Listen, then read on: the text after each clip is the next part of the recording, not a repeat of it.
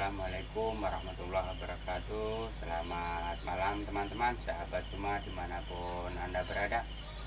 Pada malam hari ini saya akan memasak kue tradisional atau disebut kue geduk yang terbuat dari singkong atau telo. Bahan-bahan utamanya yaitu ini telo atau ubi kayu atau singkong. Lepas itu kelapa, gula pasir, gula merah, garam. Sederhana saja teman-teman. Yang pertama-tama kita harus memasak ubinya dulu ya, sampai masak. Kira-kira 30 menit lah. Sama itu kelapanya masak biar tahan lama. Nah, ini bentuknya, ini yang masih mentahnya teman-teman. Sambil menunggu memasaknya ubi ini, bolehlah kita bercerita tentang apa itu telo dalam bahasa Jawa. Mungkin dalam kosakata lah, kosakata bahasa di seluruh dunia, mungkin bahasa Jawa yang paling banyak kosakatanya. Terlihat dari contoh dari bahan satu saja, ya ini ubi atau telo ini bisa dirubah menjadi sekitar 30-an kosakata baru. Bahannya cuma telo ini. Yaitu yang mungkin yang pertama, yaitu yang pertama dari telo ini dikupas, direbus menjadi nama ubi telo godok.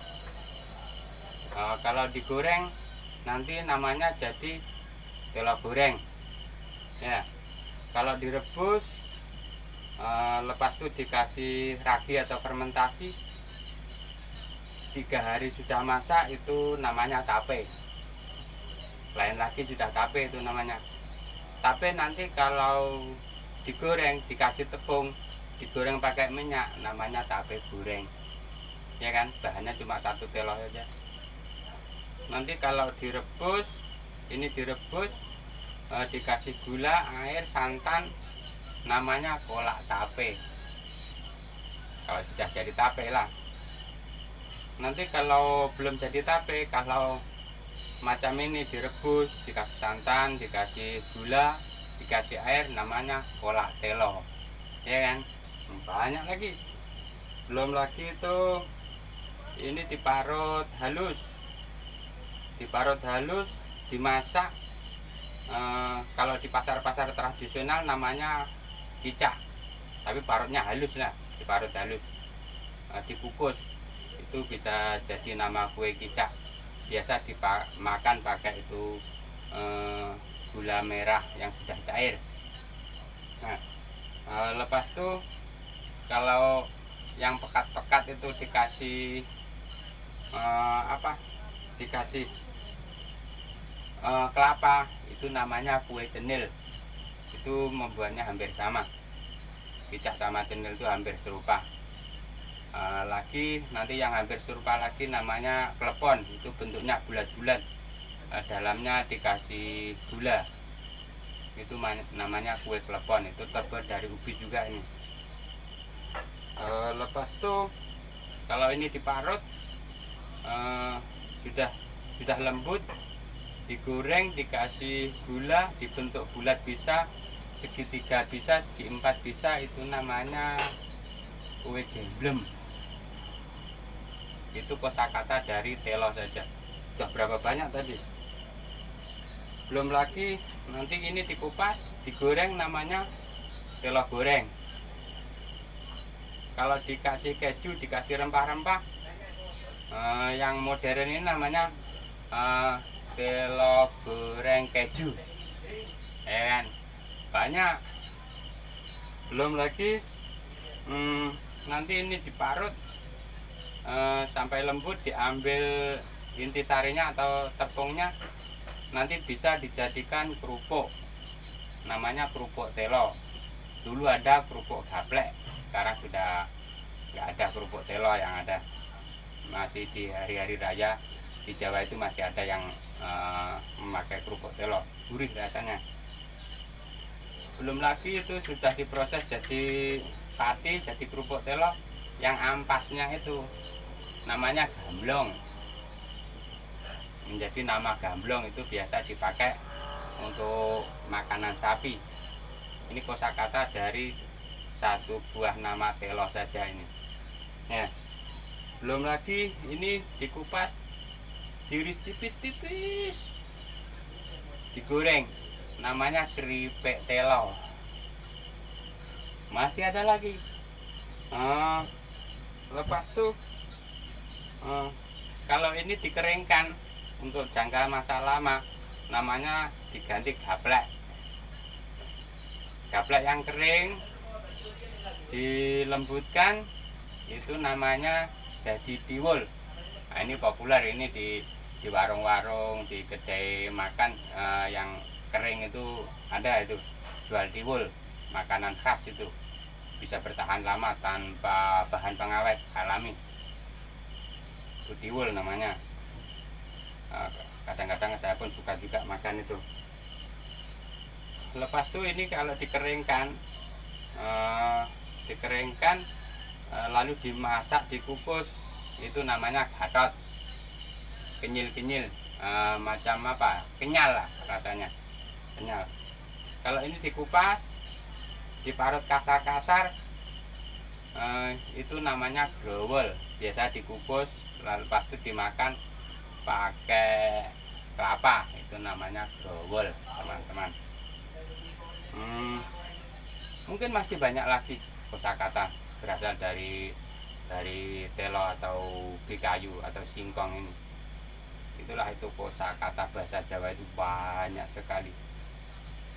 Kamu lihat sendiri dari asal satu saja telo menjadi kosakata berapa bahasa tadi. Belum lagi yang lainnya saya sudah lupa, nggak ingat, teman-teman. Kosakata bahasa Jawa itu banyak, yang halus, yang kasar. Misalnya makan lah, makan bahasa Indonesia kalau dalam bahasa Jawa itu yang biasa-biasa, mangan itu kira tengah-tengah lah, kasar enggak, halus enggak, mangan. Kalau yang halus dahar, kalau yang agak kasar itu mungkin sama teman-teman akrab itu, kalau biasa cakap kasar jeblak pun bisa. Itu sudah, kalau sama yang belum kenal kapat ya nggak baik itu, kasar, agak kasar. Tapi kalau sudah kawan-kawan rapat biasanya itu bahasa-bahasa itu biasalah, jeblak kayak itu bahasa makan itu. Tapi kalau yang halus dahar, ada lagi yang halus lagi saya nggak tahu. Tahunya ya yang kasar, yang sedang, yang halus sedikit lah. Yang halus-halus macam sastra itu saya nggak tahu. Banyak bahasa kosakata bahasa Jawa itu macam-macam. Oke. Untuk sementara ini lah, daripada kita nungguin ini telonya belum masak, belum matang, kita diam saja. Lebih baik kita cerita-cerita asal usul telo atau kosakata dari telo ini, ya teman ya. Nantikan dulu, tadi bahan-bahannya tahu kan. Nah, ini telonya, ini kelapa parut, gula merah, gula pasir, garam. Tenang aja, bentar lagi ini masak ini.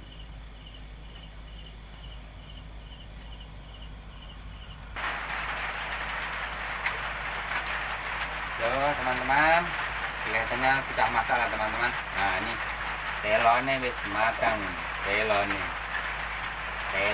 wis matang tuh, telone. Sekarang proses pembikinan. Ingat, ubi yang baik dia akan membuka apabila dia dimasak. Jam masak itu ada, dia membuka, warnanya ada putih, teman-teman.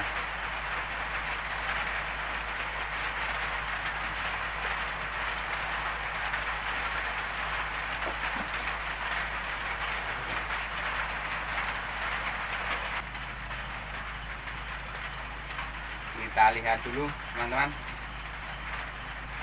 Nah, telo ini wis mateng telo ini. Nah, sudah.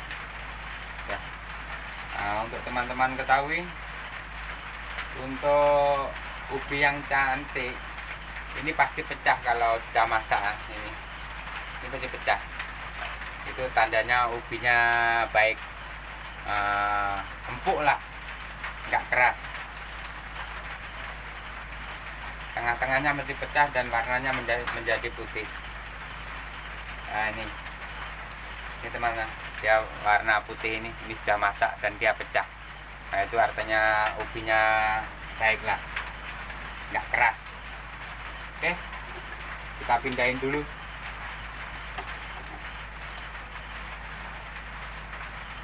Ini tadi kelapanya.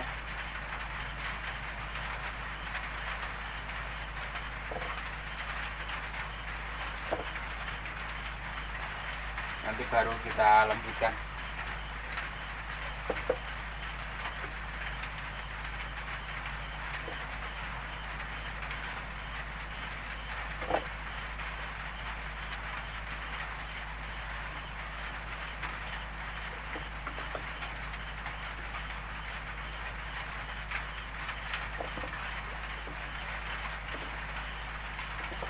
Nah, biasanya waktu melembutkannya nunggu kalau sudah dingin, tapi saya lebih suka kalau panas, lagi cepat, lagi baunya tak ada keluar.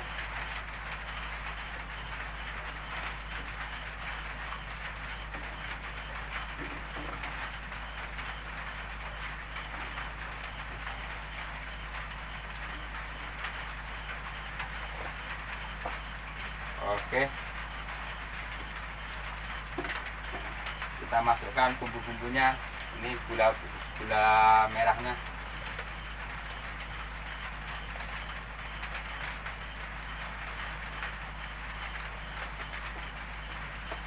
Sama gula putihnya sekali.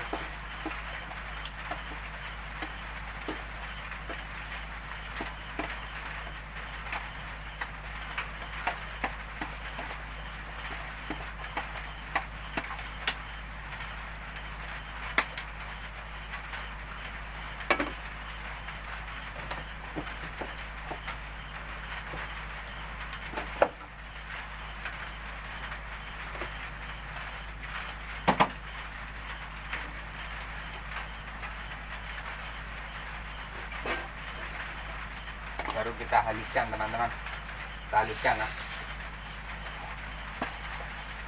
Ini manual.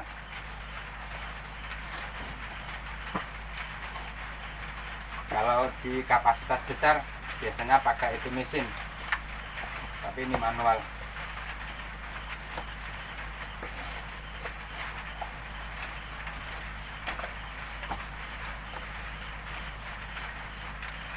Yang penting sampai lembut.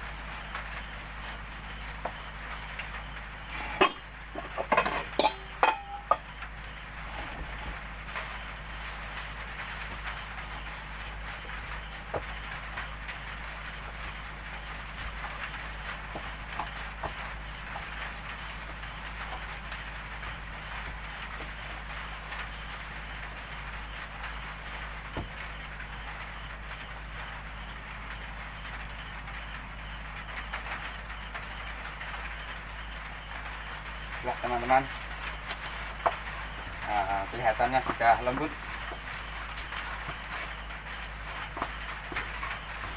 Sudah lembut sekali, tinggal pencetakan mengikut fashion, mengikut kemauan masing-masing. Mau dibikin segi 4 bisa, dibikin bulat bisa, nah, macam-macam lah. Ini mau cetak bulat dulu.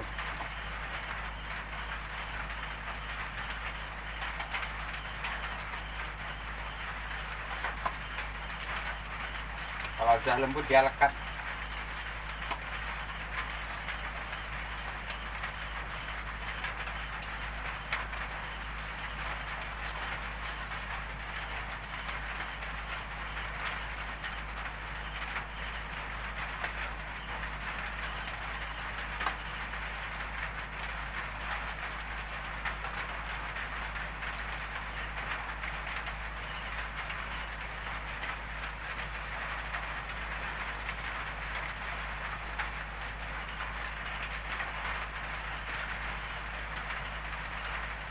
kalau ubinya cantik dia akan lembut sekali, tidak kasar-kasar. Inilah kue tradisional Jawa ini umumnya lah. Biasanya yang bikin kue-kue macam ini orang Jawa ini. Memang makanan dari nenek moyang dulu.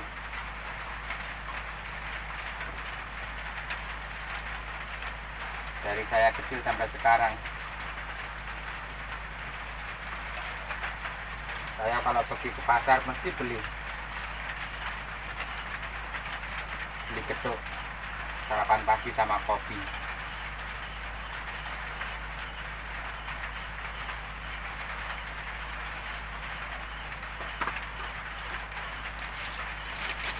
Tinggal pencetakan ya teman-teman.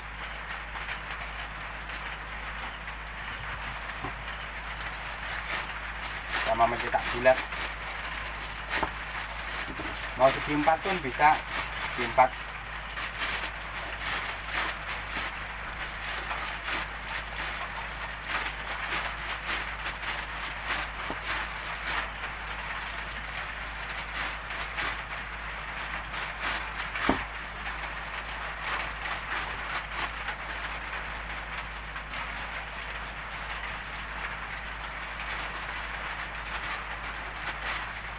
Mau dibikin pakai kue ulang tahun pun bisa juga, kan sama,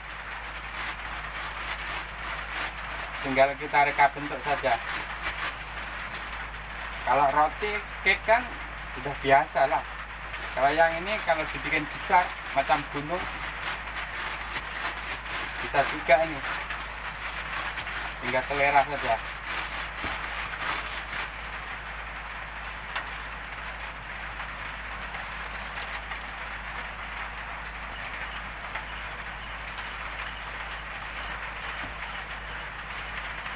Kita buka teman-teman ya. Nah, oke. Ini hasilnya. Kita buka. Sebenarnya nunggu kalau sudah dingin. Teng teng. Teng teng teng. Nah, ini. Jangan lupa subscribe Kak So Channel. Oke ya, teman-teman. Selamat menonton. Semoga bisa bikin sendiri di rumah, kreativitas. Kalau bikin sendiri itu puas, ada kepuasan tersendiri. Oke, jangan lupa like, subscribe, dan komen. Semua masukan saya terima, nggak apa-apa, masukan apa saja saya terima. Oke, tinggal menaruh kelapanya saja di atasnya. Biasanya taruh di sini. Nah,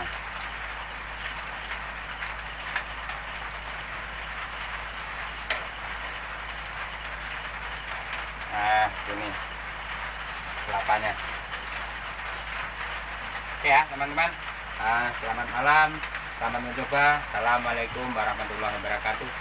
Yang subscribe saya ucapkan terima kasih sebanyak-banyaknya. Yang belum subscribe saya harapkan subscribe, dan saya doakan semoga kesehatan Anda semua, kelancaran rezeki, diberkati oleh Tuhan Yang Maha Kuasa. Amin amin amin ya rabbal alamin. Assalamualaikum warahmatullahi wabarakatuh.